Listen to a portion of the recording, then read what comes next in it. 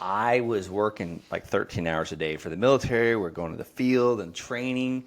And I had some really quick wins. Like my first land deal I bought for $285. I sold it for $5,000.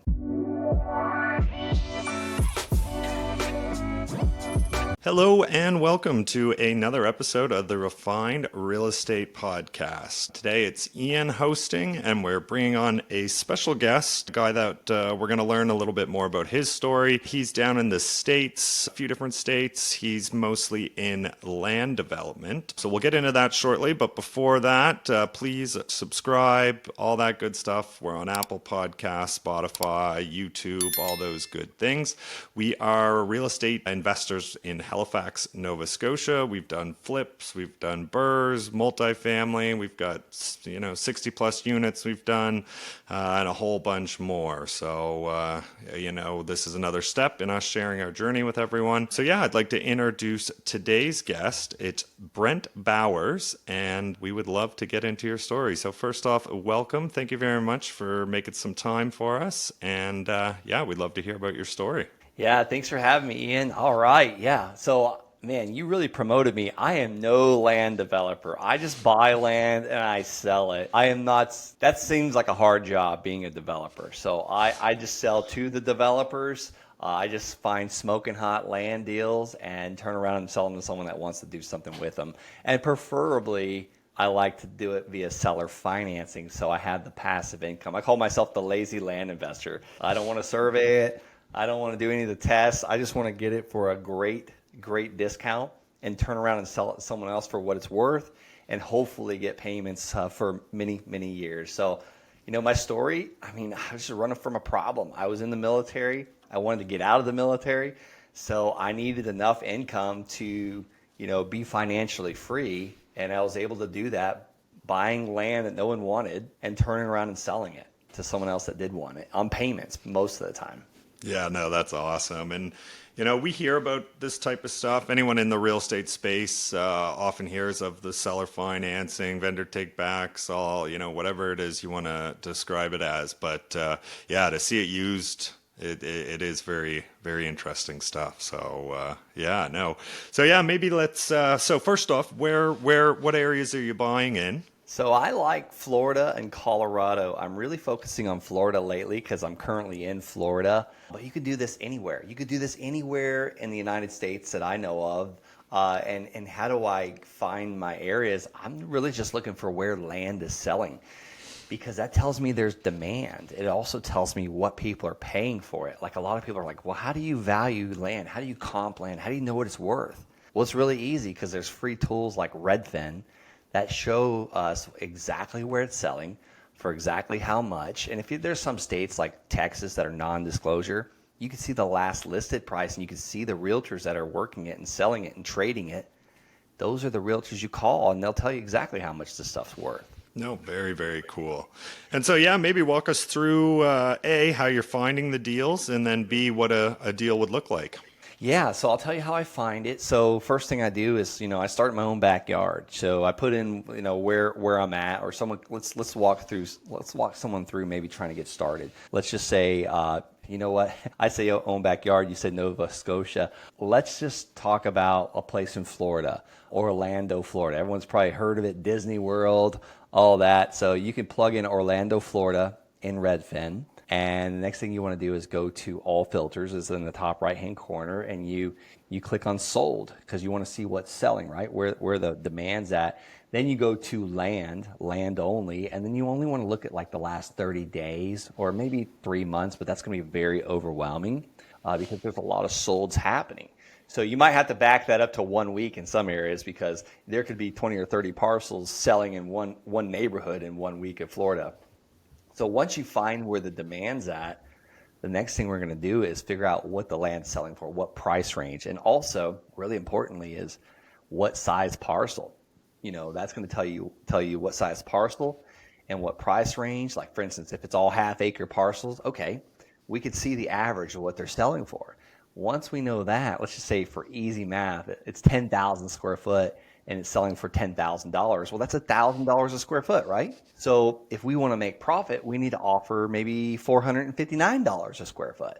We're offering like less than 50 cents on the dollar for the land. So if someone signs one of our purchase agreement that we're sending out, so that's my process. I send what I call land offer letters, or LOLs, because every time we get one signed, we usually laugh out loud because we just got a great deal, and they come to my inbox. They come to my email. For instance, we are purchasing right now in Florida a piece of land for 15,000, and I've already got a buyer that wants it for 30,000. So I'm going to just keep the difference. I'm hoping he can come up with at least 15 grand, and I'll hold the financing for the remaining 15 grand. And he's going to pay me 300 or 400 a month for the next 85 months or 7 years or whatever. So that's kind of the process. That's the process of buying the land, selling the land. There's so many ways you could do it.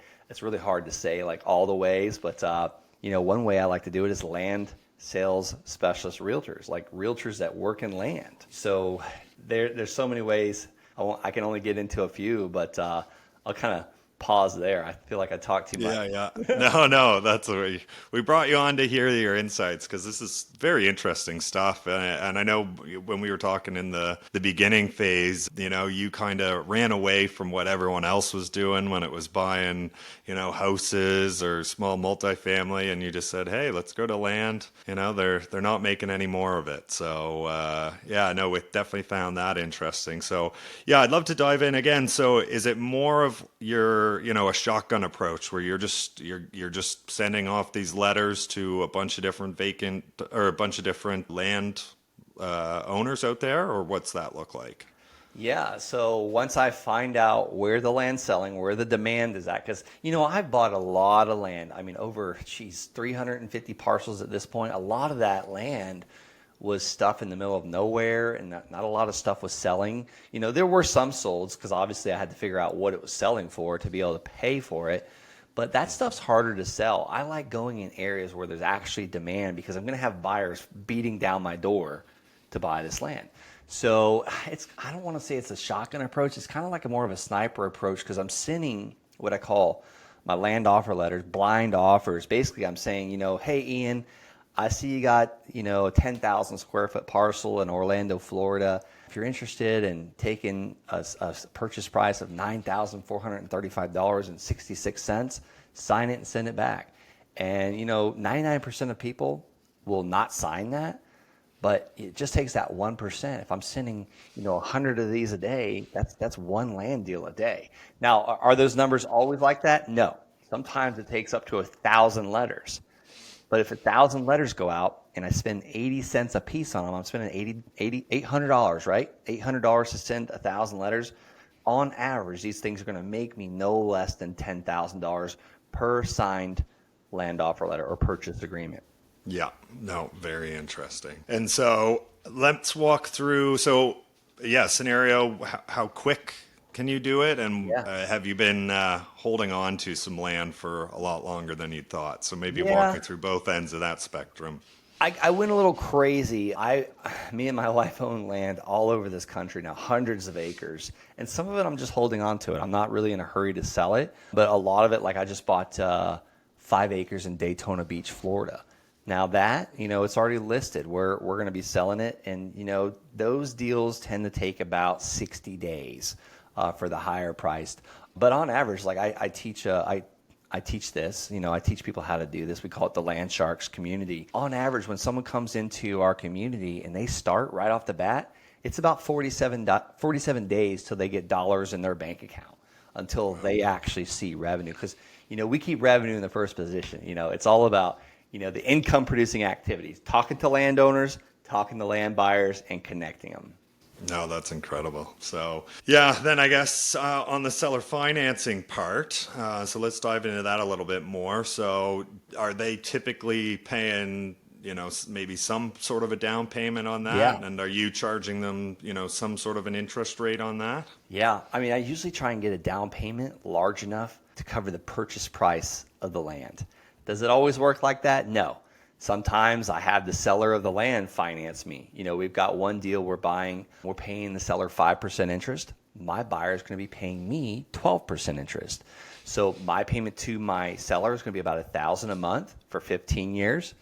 My buyer is going to pay me roughly $2,200 a month for 30 years. Now, if they sell it, I'll get that profit way quicker.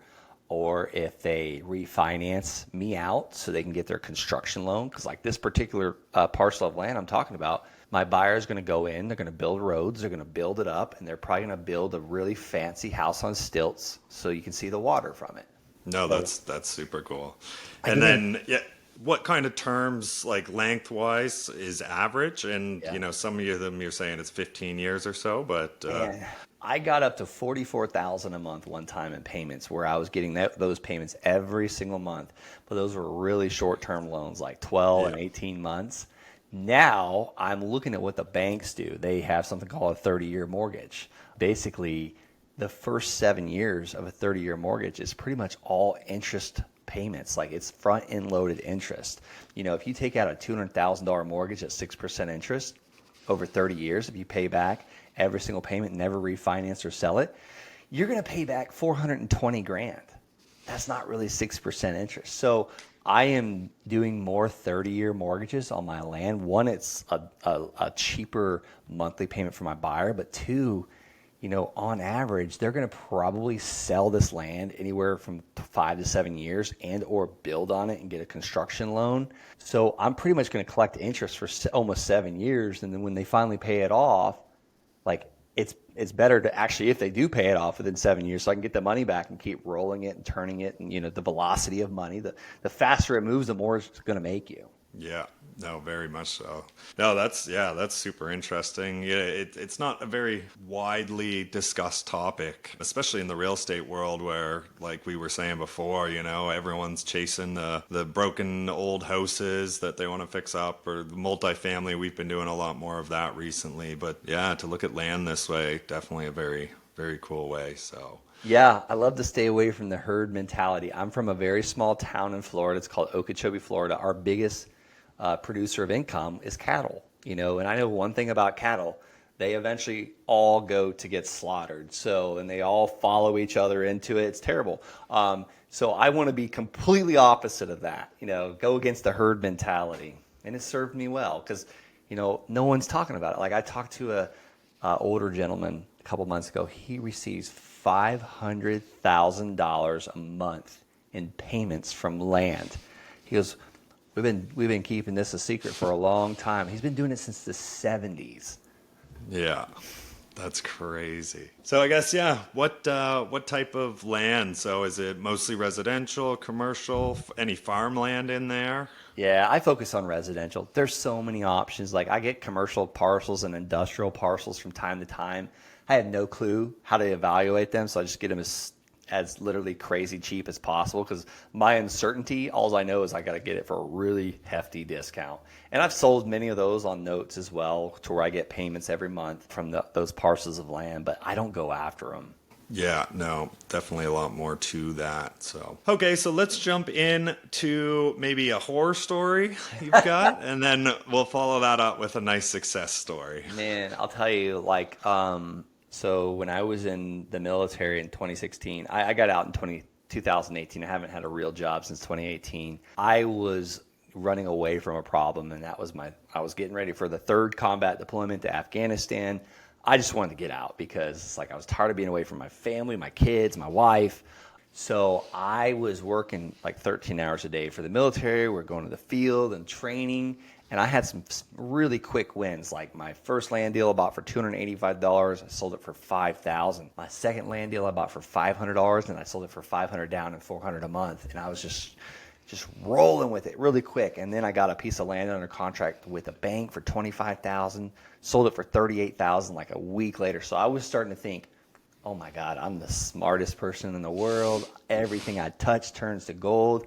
I stopped going and looking at the land. I was like, well, the county says it's worth $30,000. I'm paying $3,000. No brainer. So I wasn't checking title insurance. I wasn't getting title insurance policies or doing title work. And I was just being stupid. So I bought one that for $3,000, and I had a buyer for $30,000, like immediately. And we try to go to closing. The title is clouded because it's a treasurer's deed. Basically, what that means is someone paid the back taxes and did a foreclosure, took the deed. And, oh, by the way, the buyer hadn't looked at it, nor had I. it was a huge crater in the ground. So it's like not only was it a treasurer's deed, the title was clouded, and I didn't know that it would only cost $2,500 to fix this clouded title.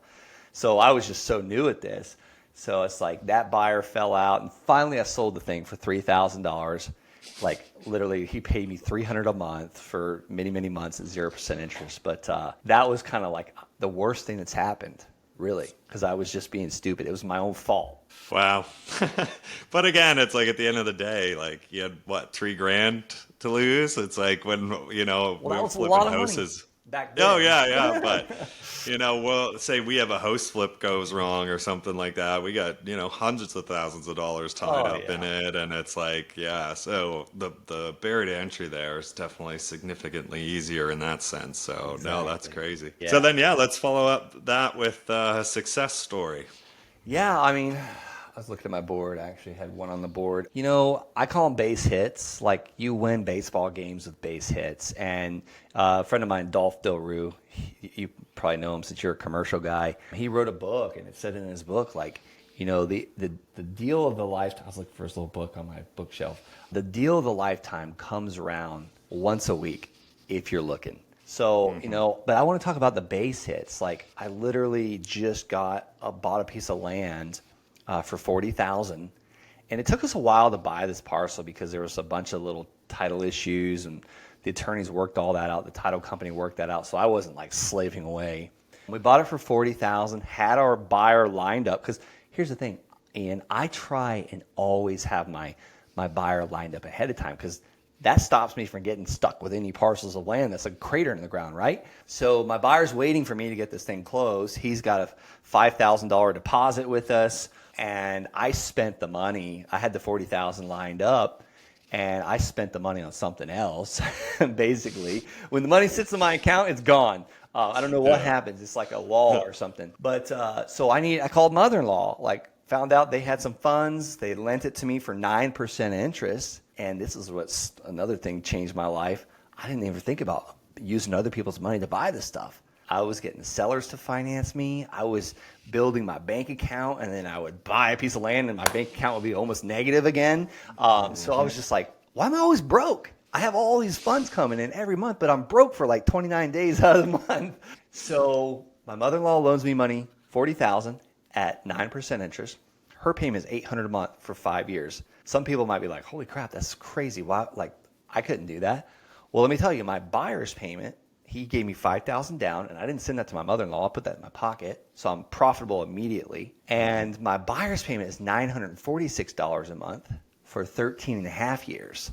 So I'm keeping the difference of 146 a month. Not big, right? Not big at all, but that's kind of like a rental property. But here's the thing. Nothing's ever going to break on this vacant raw land. Like nothing. He's not going to call me and say something broke. He could stop paying, but I'll take the land back from him and I'll resell it. So he's buying it from me for 90,000 at 12% interest.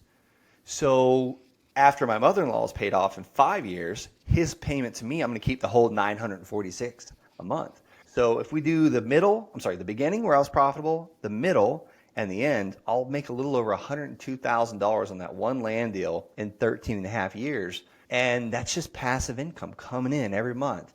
And you can just I can do as many of those as I like because there's no shortage out there. There's so much private money out there. And that's not the only way I do a land deal, but that's just one of the ways. So I like that one. That's a sweet deal because it's helping my mother-in-law. My father-in-law said, hey, you're helping us. Like we're making money on our money. The seller was happy because we got her out of a little bit of a sticky situation. My buyer's thrilled, and he pays his payment on time every single month. And the worst thing that can happen, I guess, well, I don't even think that'd be bad. I was going to say is he pays it off early. And I get my $50,000 in profit rather than $102,000. So why not? Yeah. Mother-in-law gets paid back. I use her money on something else. Hopefully, if she lets me Yeah. do it again. Yeah, no, that's incredible. And we do that as well. So we've done private money. We've done, split equity on deals. And yeah, that's something that's a little bit more popular, I guess, is OPM, other people's money. But to put it to use like this, again, it's super interesting stuff. So no, thank you very much for sharing. So then let's maybe talk about your course a little bit. Yeah, thanks for asking. So I teach a lot of military veterans, It's funny, I got a lot of first responders. We've had a couple pregnant ladies come in and crush it too. We can talk about Alana Cohen, single mother of 4. She's not pregnant, but she's got 4 children, single mom. Just did her 6th land deal. 6th land deal. Her 3rd land deal, I remember this one, $25,800, 25,800 net profit. I got to interview her on the podcast that I'm a host on the Wholesaling Inc. podcast. Every week I do a case study on one of my students. But, I build it on a series of small wins. So I give you the roadmap of exactly what I'm doing in my land business every single day, step by step by step, very small wins. Because how do we get the $44,000 a month? You got to do one. How do you do one? You got to pick the playground. You got to pick the market where the land's selling. You got to figure out how to price it. And then you got to get your letters built and, just continuously go and go. It's just step by step by step. And before you know it, 47 days later, you got money in your bank account. And it's not magic, it's work. But that's how the course is set up. We do weekly calls. We usually do a few a week. Support calls. I've got an assistant coach answering questions all day long, Bill Rafter. It's just been an amazing thing. And I'm doing deals with them as well. We've got lenders in our community. We've got guys buying deals. So it's just, at first I thought it was 2 separate things. I'm going to do my land business over here, and then I'm going to coach people over here. But we've married them, and it's just been a wonderful world. Because entrepreneurship is boring. I shouldn't say boring, lonely. Yeah. But when you get some people to bounce ideas off, all that good stuff. So that's something we do. We have like a weekly meetup where we'll, very real estate focused, but we'll chat, most business type stuff. But just meeting those people just keeps the energy going. Keeps, you get to share ideas. So yeah, huge fan of that stuff. We also do a monthly in-person meetup where it's just awesome. You get to see some new faces, but a lot of it's the same core people. But just to keep tabs and share contractors or lawyers or accountants or whatever. So we love that stuff. Yeah, it's so neat. I mean, me and my real estate broker, he's a partner in some other stuff we're doing. We started a meetup in Colorado Springs at Jarhead Coffee. It's the first Tuesday of every month at 6:30 p.m. in Colorado Springs. That thing's still going. There's over 100 people going every single month. But you're talking about sharing contractors and private money lending and hard money. You need that nucleus of people. Absolutely. So, yeah, we're stoked on it. We love it. It is fun. It's not like some of those networking events you go to that are just really dry and you feel like you got to choke them down. But ours is a fun one. Yeah. No, you got to have a good time. It's like, one of the things I suggest for your support calls, get a victory bell. Like every time someone has a win, like, hey, I just got my first letters out today. We're like ringing the heck out of that thing. And it's goofy. It's fun. We used to send victory bells to our students. As soon as they did their first deal, we'd send them a victory bell. Just celebrate those wins. Yeah. No, I love that. Yeah. I might have to steal that one from you. Yeah, I didn't create it. I didn't create any of this. I'm by no means, I barely graduated high school. I just borrow other people's amazing ideas. Yeah. And that's what a lot of this game is too. We're not reinventing a wheel over here. It's just figure out who's been successful, how they've done it, and do your best to emulate it. Success leaves clues. Great book I'm reading, Who Not How by Dan Sullivan and Benjamin Hardy. They just came out with another one, The Gap and the Gain. Oh my God, game changer. Okay, I add that onto the list. No, thank you for sharing. No, all that stuff. Truly appreciate it. So, where would others go to find more about you? Man, so many places. I try and do a video every single day on TikTok. Brent L. Bowers. Yes, the L stands for land. Brent L. Bowers 1 on TikTok. You can find me on YouTube, Brent L. Bowers, Instagram, Brent L. Bowers. And heck, give me a call if you need some help. If you're looking to start a land business, or you have a land deal in Florida, or you want to lend some money, you want to make 9%, just like my mother-in-law. Call me, 863, this is my cell phone number, 863-801-6959. I just ask that you be a little patient with me. We're going on vacation for a couple weeks. The kids are all home. But leave a voicemail or send me a text, and I'll get back to you. Oh, perfect. Well, Brent, you've said a lot, introduced, I'm sure, a lot of the listeners to a new way to look at things. So truly appreciate you being on the show. For everyone else, again, please like and subscribe, share this podcast. Again, we're just trying to build up this community here, and we appreciate you guys listening. So thank you again. God bless.